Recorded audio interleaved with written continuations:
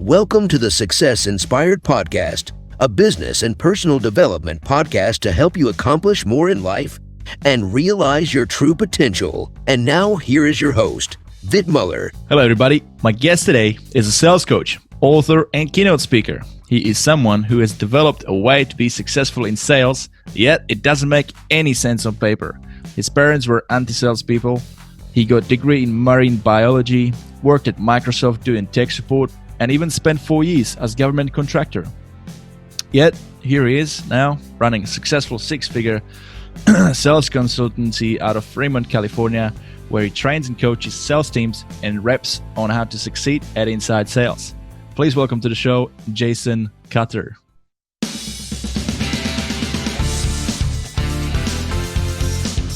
Thanks for having me, Vit. I'm looking forward to this. Should be fun.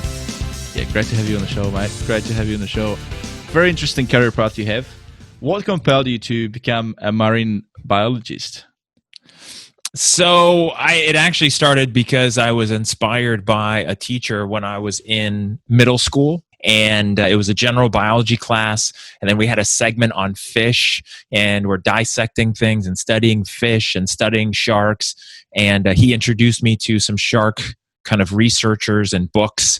And at the same time, this will date my age, but also Shark Week came out on Discovery Channel for the first time. And I used to record that on VHS tape so I could watch it, throughout the year, and just really fascinated with it and wanted to get into it. So it's one of those like childhood dreams. You get inspired by sort of a position or that sort of a job, and then you pursue it. Sort of. I mean, it was a transition away from my childhood, kind of dinosaur phase into shark phase. I didn't actually know what I wanted to do with it. I just know I was really fascinated by sharks. I mean, I didn't have a career path. But yeah, I mean, it seemed like a cool thing to study and go after. Right. So you just went and studied it, and then that led into going tagging sharks? Well, I went to an awesome school, UC Santa Cruz, and while I was there, I was able to volunteer for a group called Pelagic Shark Research Foundation. Amazing group. They do a lot of tagging and work for, the Department of Fish and Game and different agencies for schools, helping out. And so I spent a lot of time working with them, tagging sharks for my own school research.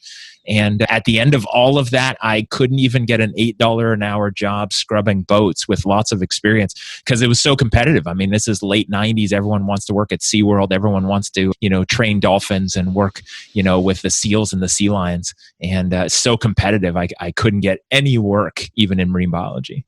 Right. So even though you've done that 4 years of tagging sharks afterwards, that wasn't enough credentials to get through the cracks.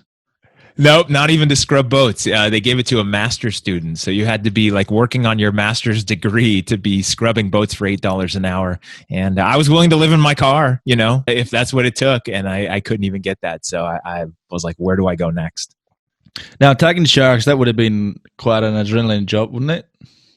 It is quite fun. I mean, we did everything, 2 foot, 3 foot sharks, which most people would be freaked out with, and catching those by hand in shallow water, all the way up to, 18 foot great white sharks circling the boat, which, as I was the young guy on the crew, so I was the one responsible for making sure the shark didn't eat the bait that was hanging off the side. And I had to, push this 18 foot, 7,000 pound shark away from its purpose in life. And so that's definitely interesting. Wow. No, that definitely would have been. Yeah, I can imagine. Any interesting story out of those 4 years? One of the most interesting was that for the longest time, they thought great white sharks were just solitary. Like you only saw one great white shark in one area, almost like they had their territory.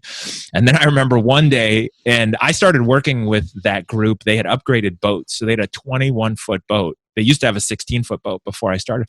And so we're on a 21-foot boat, and there was 3 18-foot great white sharks circling us at one time, which wasn't really a thing before then. And it was fascinating. And we were radio tagging them because at the time there wasn't a lot of satellite technology, but you would track them and watch where they were going. And to see 3 giant sharks circling your 21-foot boat is quite impressive and very scary.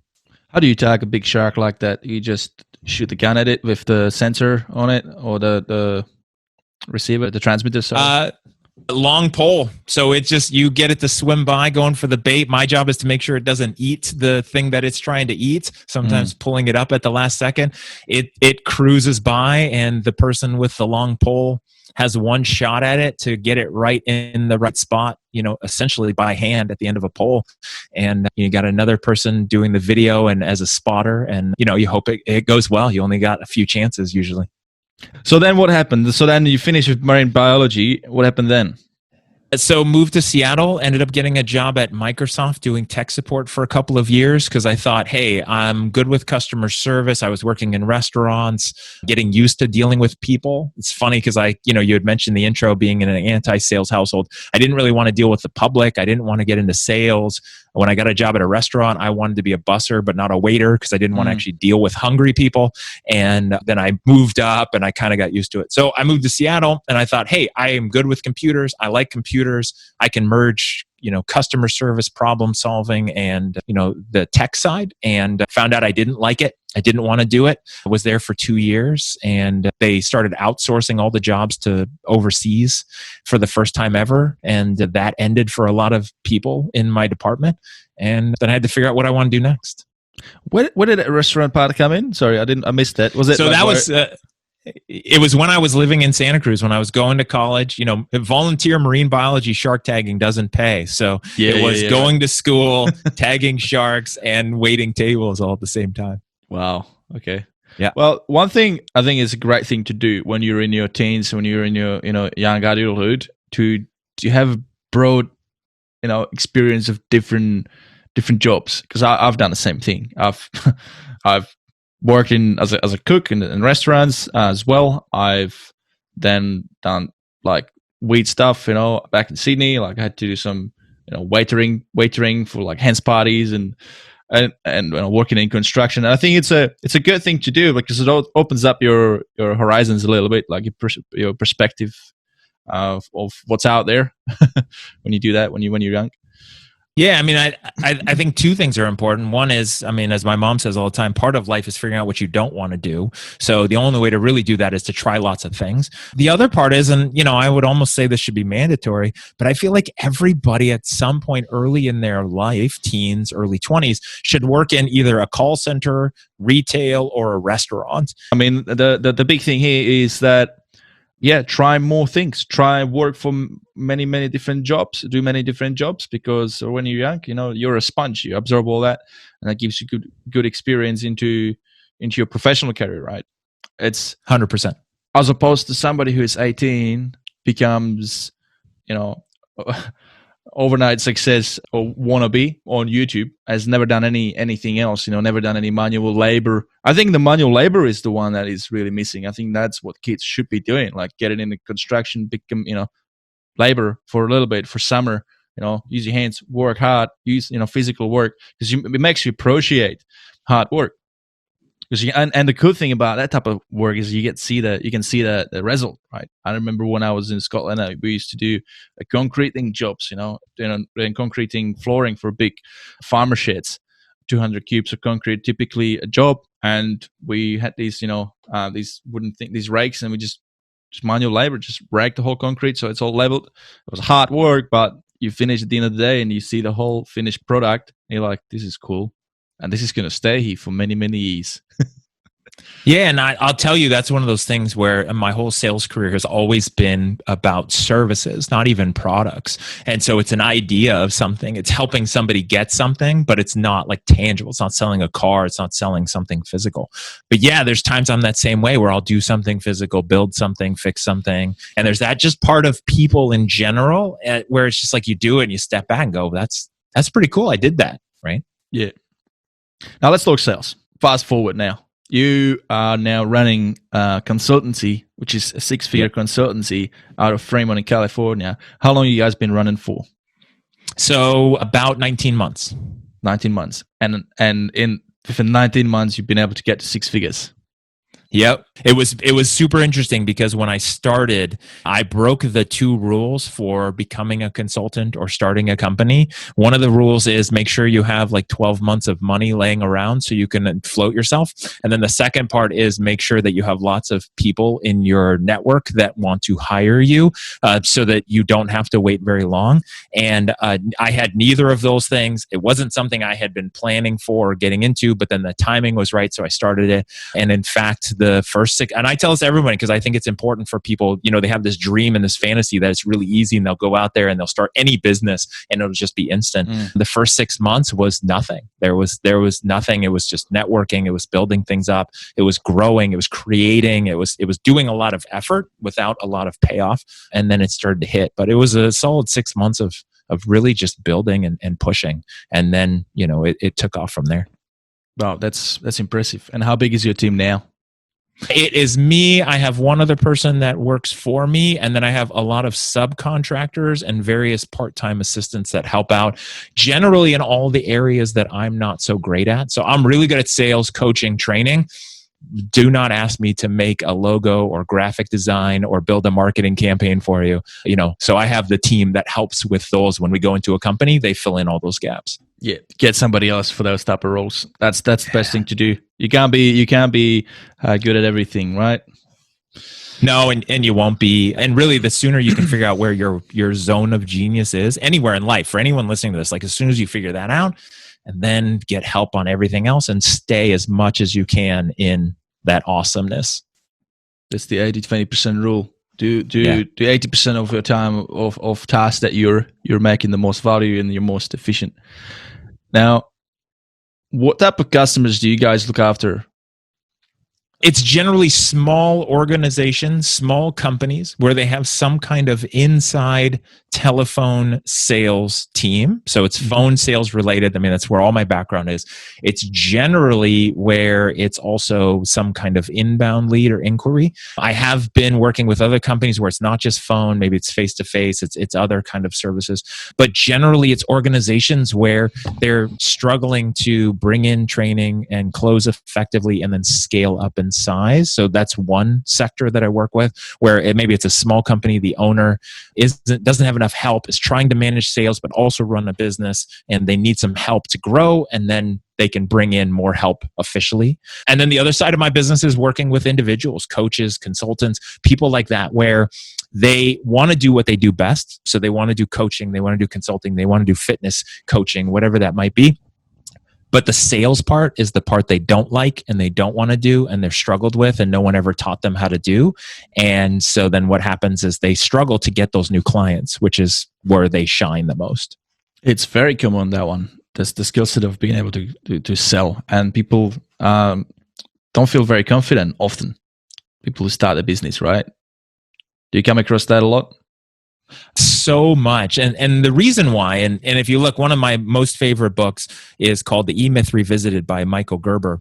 And essentially he talks about why most small businesses fail, which would include solopreneurs, is that they're started by either a technician, an entrepreneur, or a manager who thinks, like, let's say a technician, somebody who says, I'm really good at building websites, so let me start a business building websites. Well, there's sales, there's accounting, there's marketing, there's all these other factors. And they're just not good at it. They just want to do that. Same thing with coaches and consultants. They just want to coach and no one taught them how to sell. And most people grow up having bad experiences with salespeople who might be manipulating. And so they don't want to be that person. And, you know, the kind of person you see in the movies like Boiler Room and Wolf of Wall Street, they don't want to be that person. So they go the other extreme, which is nothing. Yeah. Or like being more suggestive, like, so would you like to sign up? Or like, yeah. I mean, there's a fine balance. You got to be ethical around it. Ultimately, it's providing a service, right? Sales is a service. You're trying to solve someone's problem. You're trying to get them from A to B. But let's talk about that, because I believe you've got a book, The Art of, what's the name again? So the book is Selling with Authentic Persuasion. And then the subtitle, which it kind of goes to this point, is to transform from order taker to quota breaker. And sometimes people get triggered by that and they don't like being called an order taker. But if you're kind of giving the brochure to your clients, your prospective clients, no matter if you're in a call center or you're your own person, your own salesperson, you're just giving them the brochure and the information and then hoping they buy, then basically you're an order taker. And I feel like there's a balance there, like you said, where you can use persuasion from a place of being authentic and move people forward for the right reasons in a way that both doesn't feel like selling and feels like the right thing to do for you and them. Because if you have a service or a product that solves a problem and they've come to you, then they've come to you for a reason, plain and simple, right? So it's kind of like if you don't close them, it just means that you just didn't do well enough of a good job to navigate them through that thought process in that decision making, right? To make that commitment to see it, to buy into it, to see the value of it, and then signing up eventually, right? Yeah, and I take that and put stronger language around it, which is if you have a qualified person who's in need or has a goal, right? They're in pain or they have a goal, right? Positive or negative, and you have the solution to help them, and you could help them as a professional or as a company or as a service, and you don't help them buy something that would help them, you failed them and you failed your duty and responsibility as a professional. And you've essentially let them down. And the example I use all the time, and people laugh at it, but it's true because we can visualize it. Imagine, and anyone who's heard me knows this, I say it all the time. Imagine you have a broken leg. You go to the emergency room, you go to the doctor, they examine you, they test you, they look at it, they say, you have a broken leg, and here's a brochure, here's my business card, let me know if you want help with this, I can follow up with you next week, I'll send you an email, just let me know if this is something you'd be interested in fixing, right? No, they would never say that. That's ridiculous. They say, your leg is broken, I'm going to fix it, it's going to hurt, and then you'll get better. Do you have any questions? Hold on. Right? Like that's what they do. And so that's what a professional should do. And if you can help somebody, that's the way you should be operating as well. Yeah. Basically what you're saying here is in sales, sometimes you need to be a bit more direct. You're prescribing the solution rather than advising and asking whether they would want it. Because sometimes people they don't know if they need it. They might not even realize they actually need it. So you need to prescribe it. But again, being ethical around it, not really pushing people in a corner and nothing like that. Another good example is fitness, right? I mean, this is my area, right? Selling fitness. You're trying to sell fitness program or personal training because you want to help those people, and they come to you for a reason. They're stuck in their life. They feel unfit. They don't feel confident with how they feel in their own skin. And they've come to you for a reason. And if you just go and try and sell them, hey, okay, this is how much it costs, and let's get you signed up, you're not really gonna do much of a good job. But if you're gonna start with building that relationship from the start, and you talk to them, you get to really take effort to listen to their problems and really understand where they're coming from, then you can match those needs with the solution, and then they're more likely to sign up. Right. And the key is to move that conversation forward. I mean, you said it earlier. Somebody's talking to you because they're looking for help. They want help. They need a professional to guide them. If they didn't, and sometimes people say, no, people don't want that. Yes, they do. Because if they didn't need that, they would just order it online. Or they would have just walked in, let's say, to your fitness club and literally walked in and signed up without needing to talk to anybody, right? That's why, if it's somebody just wants it, they can go on Amazon now or go online and just order it. If they're talking to you, that's because they need help in making a decision. And so then it becomes your obligation as that professional. And then the other thing to always keep in mind, and this is the one thing to remember, is that your job on the sales side of any conversation is to remember that their biggest fear is the fear of change. People have fears and, of fear of making a mistake, fear of all this and that. Fundamentally, when it comes to a buying decision, it's a fear of change that's the top of it. And our brains are programmed to keep us safe in our comfort zone. Making a change, buying something new or different is scary and our brain wants to protect us and keep us alive. Thousands of years ago, eating the wrong berry meant that we could get sick and die. And, joining a club, hiring a fitness professional, hiring a coach, eating different, that's change. Change equals death. That's all our brain thinks about. There's also an example of when people don't know much about the product or service and they just simply come to you and ask for the price. Right, that's a typical one. But let's unpack that. What is the reason behind that, right? They don't know what to ask. So that's like a first logical thing to ask. Sometimes it's just that. Sometimes they're just literally shopping around for a solution, but they don't really dig into what the value is other than looking at the price, just a price tag, just a number, and making that decision on that, right? Let's talk about that. Let's talk about typical objections. And this is really a good one. How does, and I think it's useful for a lot of listeners, a lot of business people, how do you overcome this particular objection? Somebody rings you up. How much do you guys charge? So this one is fun for me, and in fact, in the book, there's a section about it. And I learned this one a long time ago when I was in the mortgage industry. The thing for salespeople to remember, and I've even told prospective people this, is prescription before diagnosis is malpractice. And I'll say that again: prescription before diagnosis is malpractice. If you went to the doctor, they wouldn't just give you a prescription without doing tests and examining and making a decision. Otherwise, they would be in a lot of trouble. And so that happens a lot where people are just shopping on price. If you name a price, then you are now completely out of control and you're hoping they see the value in it. And in my opinion, I label it this way: you've committed sales malpractice. You're just giving a diagnosis and a prescription to somebody without actually knowing what they need. And if that's the case, if there's one price for everybody, then that's not sales, right? Then you're just handing out stuff. But for me, the biggest thing is I always say, I don't know. That's literally the answer I say all the time. What's the price going to be? I don't know. What do you mean you don't know? Well, I don't know. We haven't talked yet. I don't know what would make sense for you. I don't know what would be the best program for you. I mean, I don't even know if this is something that would be the right thing for you at all. And so I don't know what the price. Well, give me an idea. I can't. If I give you a price, I could be high, could be low. It could upset you, could make you happy. And if it's low and then it turns out to be high, then you're pissed at me because you felt like it was a bait and switch. So I just honestly don't know. And then what I do, and I'll stop here to explain it, but what I do is then go into a question. So I don't know what it's going to be. Let me ask you. So tell me about other times where you've joined gyms and what that's been like. Tell me about what your goals are. Tell me about what you want to do. Tell me how much you want to come in. Tell me what you're looking for in a coach. And again, I'm not going to give a number. And if somebody really pushes, I have a rule, like the third time they push for a number, I'll give them a number. I'll give them a range, and I'll have that range be where the bottom of that range is probably what I'm going to charge them, so they'll be happy. So let's say if I said 100 to 500 and I know it's probably going to be 100, their mind is hoping 100, and then I come in at 100 and now I'm the hero. Right.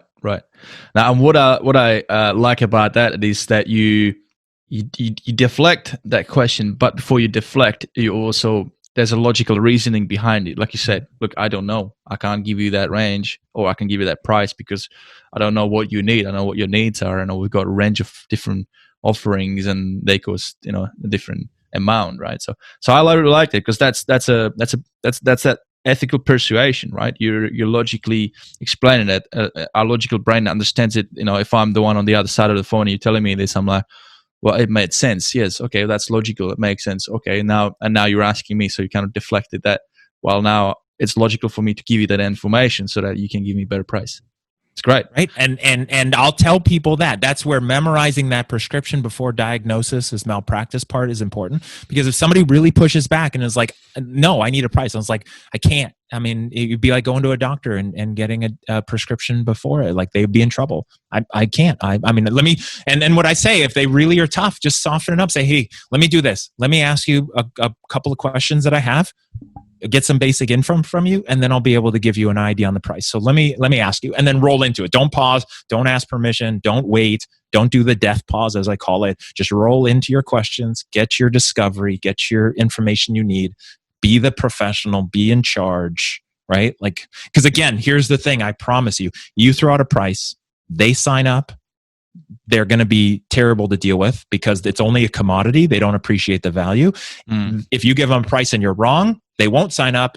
They're pissed. you lost it because you handled it that way. It rarely ever wins if you just go straight up on price because there's no value. As opposed to really unpacking that whole value, them really getting it, buying into it, really wanting it because now they see the whole value, then it's actually a really pleasurable experience of completing that sale for them. Now they feel like, oh, I've made the best investment. Now they don't look at that number, they look at it as an investment. And when you talk about, which we'll get into in a second, I guess, a lifetime value of a customer and how long people stay and all that, first impression is so important for any customer, any business. First impression, how they get onboarded in your program is what's going to make them really love it. And that's resulting in so many other benefits, right? Referrals and all that. But I just want to wind back a little bit as well before we get into that next step, because that is also exciting. But I really like the way you do it because I haven't heard it before, saying I don't know the price. And so I really like that, because what I do, I usually say, look, I can't really tell you the price, because if I did just tell you the price off the bat, I don't know anything about you and you don't really know anything about what we do. I would do disservice. And ultimately, you've come here because you need help. Is that right? And so, well, yeah, it makes sense. Or sometimes they push back, but yeah. So I like that. That's a good one. I'm going to use that. Yeah, that's a good thing. There you go. That's like, it's like a toolbox. I just added another tool into my toolbox. There you go. Another thing to use in the arsenal. In the arsenal. There you go. That's cool. Arsenal. So let's talk about customer experience, because selling is not just what happens at the beginning in order to acquire that customer, right? Selling is something that it doesn't just mean you got to sell in order to sell something for X value of $1, right? Sometimes you need to sell them on an idea, and they may have become a customer. Now you still need to continue on selling them on an idea of, let's go back to fitness, on changing their habits, eating healthier, seeing the value behind that, right?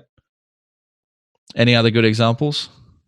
No, I mean, I think that's important. And I think there's two things, and this is where I see a lot of sales people, or people who are in their sales mode, right? Again, if it's a fitness professional, selling is the beginning of the relationship. It's not the relationship, right? Like if I sell you a car, that's the end of my relationship with you, because now you have the car and now you're gone, right? If I'm signing you up as a client, now that's the beginning of our marriage for however long this thing lasts. And so one thing I see salespeople make the mistake on is they set the wrong expectations that can't be fulfilled, or start the relationship up in the wrong way. And I use the analogy a lot with relationships and dating.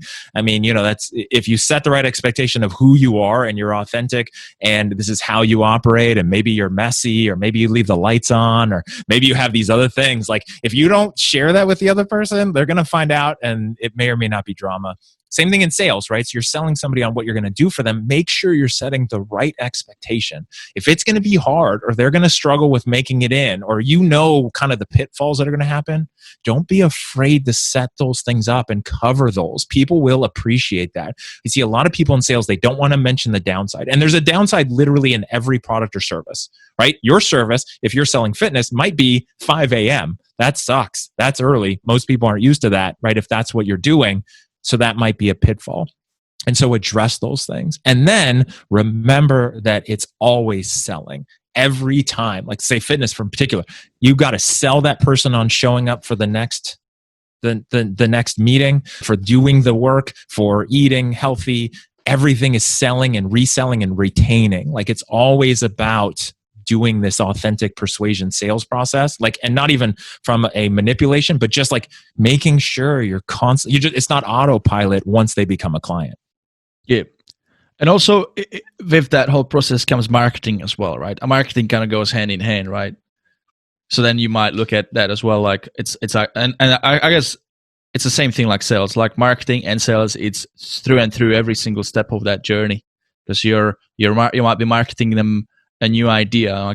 I like to call it educational marketing, right? Where they've become a customer, but now you want to make sure that they really fall in love with that brand and have a thorough understanding of what's there on offer for them as part of the offering they've signed up for, right? So they might sign up and you do a series, an email email series on like a welcoming series, right? So they start utilizing this and that, and ultimately, you know that if people get engaged with all the aspects of the service, then they're going to get better results. And if they get better results, they're going to be more happier. And if they're going to be happier, when it comes that email asking for a referral, they, guess what? You're going to get more referrals, right? Right. And the big key that I always try to impress upon my clients, companies big or small, is that it's one client, it's one customer, and it's one conversation is how it should feel. So a lot of times there's marketing versus sales versus, customer service, long-term relational customer success, but it's one conversation with one person as you're moving through. So it's got to be saying the same thing, right? Their impression of you and your brand or your company, it's got to be the same feeling where they know what they should expect. Yeah. So the importance of consistency in everything, the way you inform them in your copy, in your emails, and the whole messaging, right?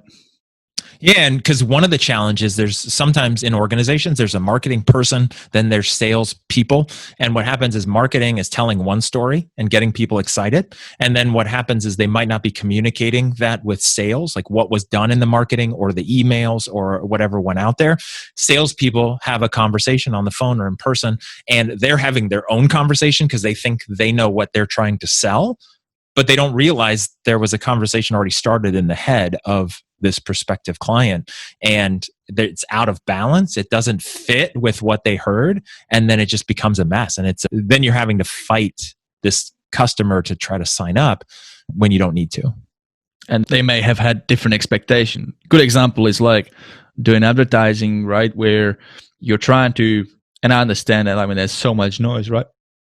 So much noise, and you're trying to cut through the clutter. So you decide to do an advert with really sort of hyperbole copy, really pitching it, painting that pretty picture, using that NLP language, or applying on the people's emotions and all that in order to get them interested to click and give you that contact details, right? So that's an inbound marketing, right?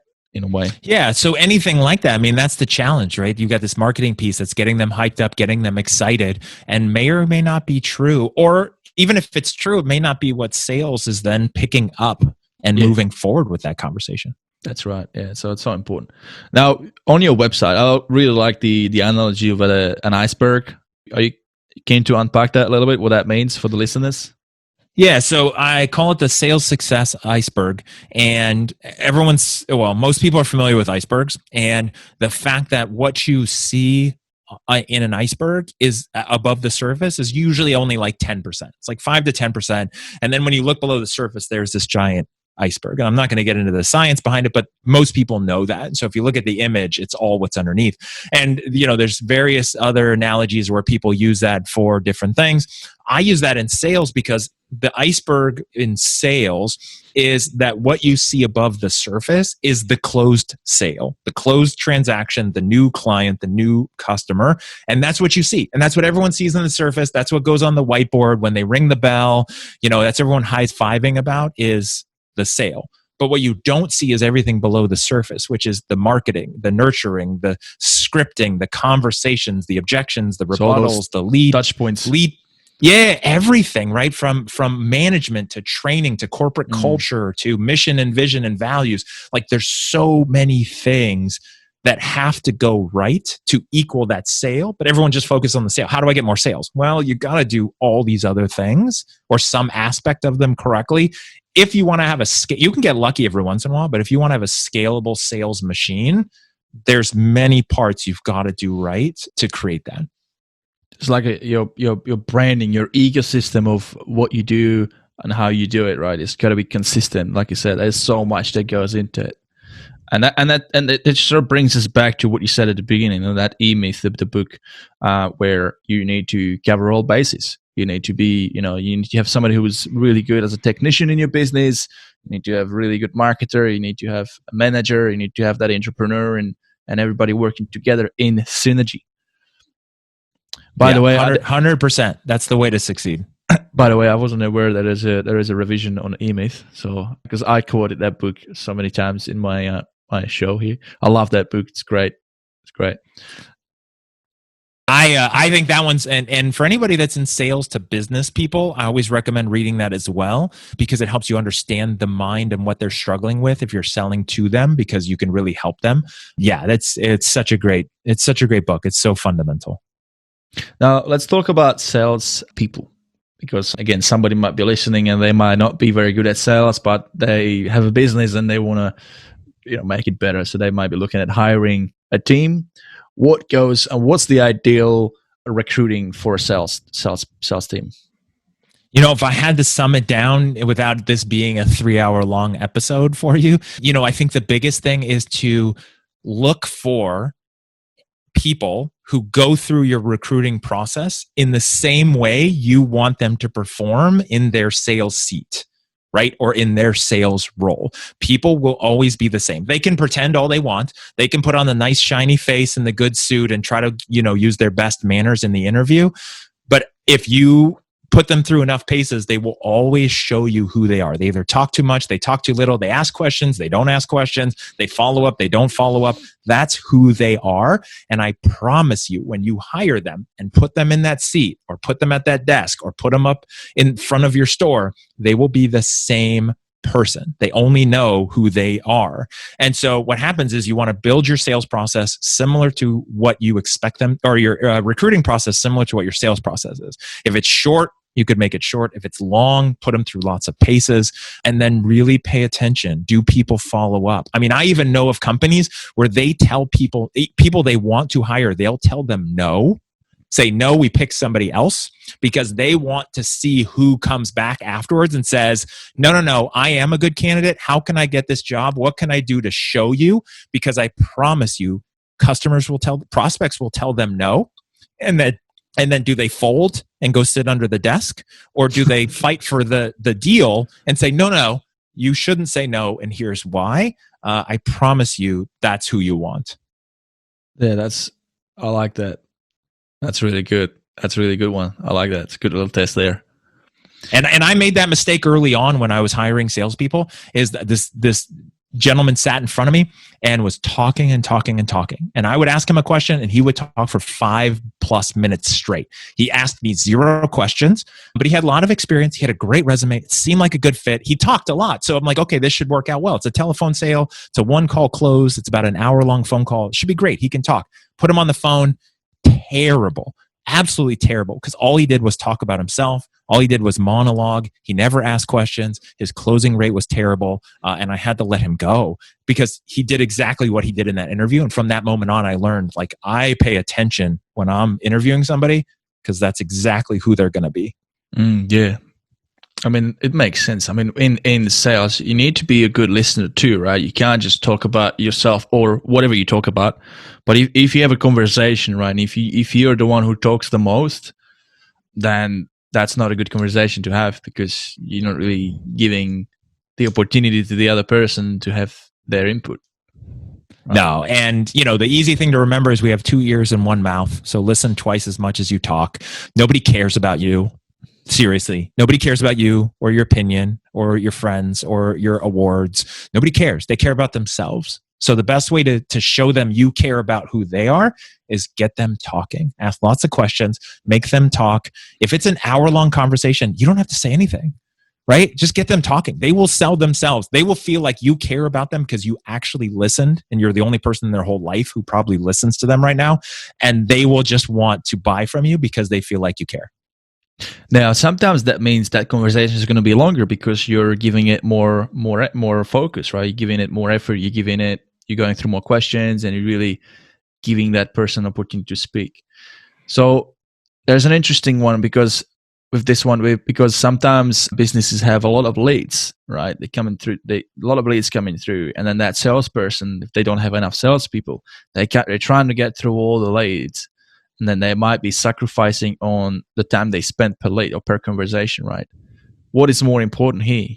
Having a 10 good quality conversation and having a better conversion, or just having 100 leads and then showing, okay, yeah, I followed up 100 leads, but then conversion was really rubbish. Results are all that matter, right? Is closed deals in this case. right? Yeah. Same thing with sports. Doesn't matter how many shots you take in basketball. Did you guys win the game, right? Some games you might take 2 shots. Sometimes you may take 50 shots. It's all about what wins the game that day. And same thing with sales. Did you close sales? Are you meeting the numbers? Are you hitting your goals, hitting your quota, making money? Is everyone happy? If the company is generating too many leads and you're stuck on longer phone calls that are effective and you're closing deals, that's a company problem. They got to dial it back because they'll learn that they're wasting money on marketing or they need to hire more people. Yeah. But do whatever it takes. Now, the caveat with this and the part to watch out for is using that order taker language. There's a lot of people who have long conversations. They're afraid to sell. They're afraid to move the conversation to an actual transaction and sale. No. That's, yeah. And so what happens is they chat and all of a sudden, half hour later, they're Facebook friends and they're talking about restaurants and they're talking about life and they've got nothing. It's long conversations that result in sales all day, right? Like do that all day. It's about quality over quantity. Yeah. And there's a specific set of questions that you should be asking to navigate. And like you said, be in control of that conversation. You don't need to ask them about anything else. You really want to find out where they're coming from, what is their problem. Then you meet them halfway. You respond back to make them aware that you've listened to them, so they feel comfortable that you've listened. You repeat their problems back to them, and then you provide a solution. You go through the program, you go through what the offering is, and then you've got those specific question. Okay, well, is that something? Is that sound like what you've been looking for? And you want to get the yes, and then you want to go into. I'm just sort of going off a typical script that we have in a gym, right? But like you said, the conversation is important to have that conversation and quality conversation. Go for it. If it takes longer, if you ask them a question and they keep on talking to unravel their answer, keep them talking because they're all really good golden nuggets. And while they're talking, you need to do the only one thing and only is really pay attention, maybe make notes so that you can then repeat it back to them just to summarize what you've listened.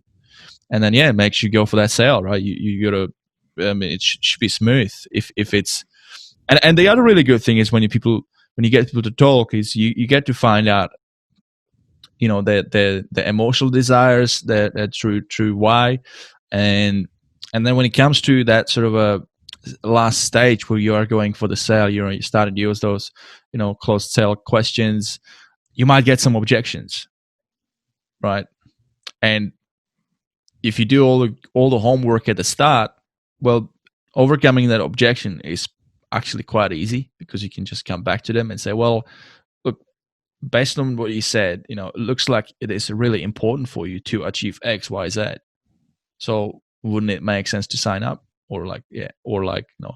So why would you justify looking at the price, which is literally just a number that's going to come out of your account, over this goal that you're trying to achieve, that you've told me that you've struggled to achieve for last 5 years, and it's making you feel miserable, right? It's an investment, right? Or like that. Just that sort of stuff. Yeah, and that's pure gold that you just talked about. And that's where a lot of people who are in sales miss the mark, is because they don't actually know that. They don't know why somebody should sign up and what the reasons are for them. And then when objections come up or price or anything comes up, they don't know how to tie it back to what they actually want, right? They don't have the ammunition to confront those fears, right? Because it's just their fear of change that's coming up. So you just need to battle that because you know what they want if they told you. And then it just comes down to, hey, what would it be like if you were to lose weight or feel better or be healthy? Like, what would that be like in your life? Okay. Oh, yeah. Does this matter? Like, okay, well, this seems like a lot of money. Let me ask you, what would it be like in your life? Let me just ask you, like, what would it be like? What have you tried before? What happened last time you tried this on your own? Okay. So it seems like this would make the sense. And the only difference that I do a little different than what you say is I don't ask. I know I'm the professional. And so a lot of times it's asking for the close. I just say, based on what you told me, this seems like the best thing for you to do. So the next step is I need you to fill out this form and then we'll get you set up. And you just let me know when you want to begin, like next week or the week after. I'm not asking. I'm just assuming. Right. So, because I'm the professional and I care and I'm doing the best thing I can for them. Now, somebody might still say, well, that's still sort of like very pushy. That still might feel like, this is very, very direct. But I say no to that because, again, they've come to you with a problem. You've solved it. And like you said before, people sometimes is that monkey brain, that little brain, that brain of fear is controlling them. And we are the ones who have to help them navigate through that, make that decision. So sometimes you have to be direct. Yeah, I love it. Yeah, because you're the professional. As long as your intentions are pure, you want the best for them, you can actually help them. You're not selling them crap they don't need, and you're a professional in some capacity, right? Whether even if you're just a salesperson in a cubicle, you see yourself as a professional, then that, in my mind, that's permission enough to move people forward with things that will help them. Mm. Now, we've covered a fair bit about sales, and we probably could go more on as other things we could talk about, average lifetime value of the customer and a heap of other stuff. And I enjoy talking about that stuff. But for those of you guys listening, Jason actually has a podcast where he covers all this, and it's called Sales Experience Podcast. So if you're interested in sales as a topic specifically, because my podcast is not specifically about sales, it's more about achieving success, and it's more bigger picture and more broad, then go and check out the Jason's podcast. It's called Sales Experience Podcast, and he's got shorter episodes where he covers a little bits and pieces, little topics that are pertinent to sales. Now back to you, Jason. Let's talk about you as a business owner and your journey with your consulting business so far. What do you wish you had known when you started this? So the biggest thing for me, if I could go back in retrospect and looking at it, was to be more focused and really go into one niche if I could. In the beginning, I wasn't sure what I want to do. The challenge I have is that everything in life is sales. I mean, I firmly believe that. I can help anyone sell anything. Like, I really know that because there's some fundamentals that apply to anything that you're selling. And so at first I tried to be everything to everybody. And so I went in a lot of different directions instead of being focused. And, that was just a journey. And then I started to get more focused and more niched. I think that's what everyone has to go through. But that would be the one thing is, a balance of trying lots of things. So you figure out what works in your business and the marketplace and strategies, but then also like finding your niche, finding your tribe, finding who you can really, really help. Excellent. That's some value bomb right there. So important to have that niche. So important. And the other really good thing about that is once you figure out what that niche is, when you start marketing, your cost actually goes down on cost per acquisition, meaning because you're being more focused on the target audience, right? Yeah. Now, I also like to, with these interviews, I like to segue into fitness just a little bit. And it's more about like your own personal, way, like how do you keep fit and what that means for you. Yeah. So it's interesting because my fitness journey, it's never really been about working out a lot. Like, that's never been a big thing. For me, working out and being fit, like activity is always doing something. So something functional, more hiking and doing physical things than, being in a gym. Although I have gone through those periods depending on what I was working towards. But for me, what I've learned the most is, controlling it with diet. I wouldn't say I get away with, but I get away with not doing a lot of physical activity because I watch my diet. It started years ago. I used to eat 6 times a day because of low blood sugar. And I realized I was eating crappy food 6 times a day. And so that was the issue. And so I started doing intermittent fasting, missing breakfast 1 day a week, which was crazy to me.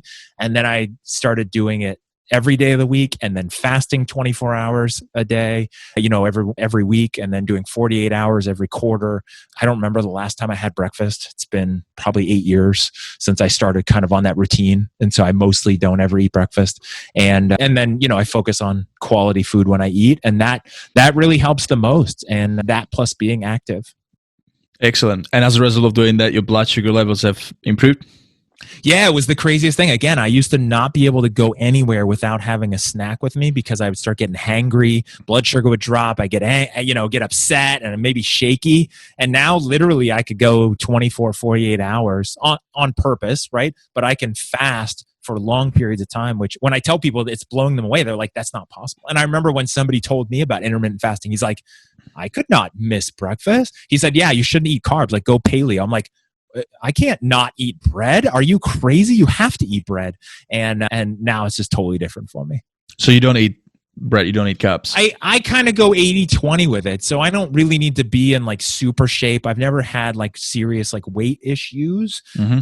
And so I avoid it, but then I also will have it sometimes. So I'm not like strict, pure keto, paleo, like no carb, but I'm just mindful of it, right? I it's like finances, right? I save over here so I can spend over here. So I generally eat well. And then if I want some bread or if I want pizza every once in a while, like it's there, but it's not a regular thing. Yeah, good. So I like that because I don't like that whole, being really, really strict and rigid with your diet. I see so many problems with that. And in my career, like I've seen people, they jump on these things and they might be really good at it for a few months, but it's hard. It's not something that you can, what's the word? Maintain, right? You can't keep it up.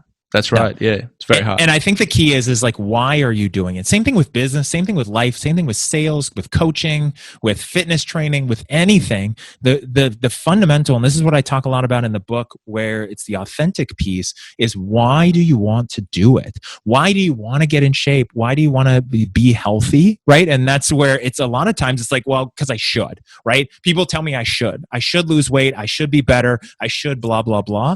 Instead of like when I made that decision and I was like, I want to do this. Like, I feel like crap. I was working out twice a day and I still felt like crap. And I was like, I got to do something different. And I hurt myself working out. And then I was doing nothing, started doing paleo, was in better shape not working out than I was working out.